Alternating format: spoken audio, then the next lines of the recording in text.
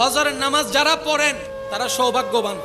24 ঘন্টায় বাতাস আছে, দুপুর বিকাল সন্ধ্যা রাত বাতাস আছে। এখনো বাতাস, কিন্তু বিকালের বাতাস যেরকম গায়ে লাগে এশারের বাতাস গায়ে।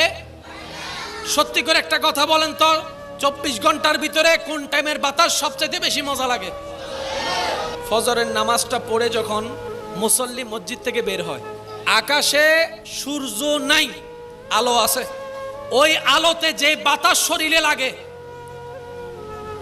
নিজের মনকে প্রশ্ন করেন, আপনার মন উত্তর দিবে 24 ঘন্টার যদি তুফানের বাতাসও থাকে, ফজরের বাতাসের মতো স্মুথ, মিষ্টি, মধুর, আদরের, মায়ার বাতাস 24 ঘন্টায় আর কখনো দেখা যায়?